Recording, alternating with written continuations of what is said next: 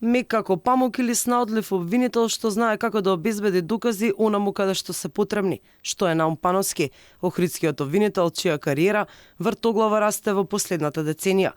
Деновиве се актуализираше неговото име откако медиумите обелоденија дека се согласил на условна осуда за Ерсен Сали, поранишниот фудбалер од бандата на Беким Незири, што упадна во контролната кула. Но тврдоста на Орев ја покажа во предметот за упадот во собранието од 27 април, а за тоа сведочат дел од обвинетите кои лежат во затвор. Че ме вика, каже дека Игор Јук вика носеше оружје. Ја викам, ја не сум видел никакво оружје. Обвинителот од тебе бара, Наум Пановски, да кажеш нешто што не си го видел, што не го знаеш. Значи 4 сати ме држеше на исказ да земам. И ми вика, Игор Јук носеше оружје? Ја му викам не. Ти дали знаеш вика дека имаме ние докази за тоа дека носел оружје? Па ако викам, имате не знам докази, вие што имате докази, значи ја ништо не сум ниту видел.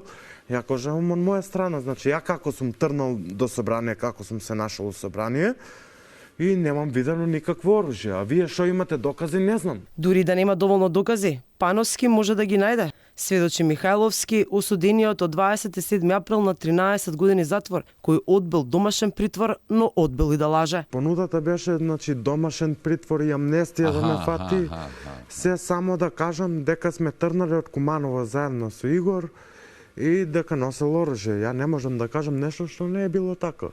Како да заглавам друг човек да земам на душа? Значи не сум таков човек како прво. И тие викаат ќе останеш во притвор. Ако сакате доживотно ме ставете притвор. Ако сакате доживотно ме ставете. Но јас да лажам, нема да лажам. Кога станува збор за Ерсен Сали, еден од напаѓачите од контролната кула, иако бил осуден на 1 година затвор за тешки дела против безбедноста, сепак Пановски одлучил да се согласи на условна осуда.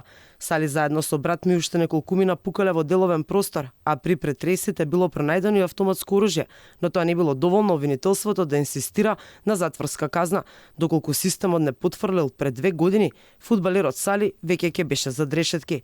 Наум Пановски доаѓа од Охрид, за прв пат е избран за обвинител во 2003. Во охридското обвинителство останува 10 години, а во 2013 се префрлува во обвинителството за организиран криминал.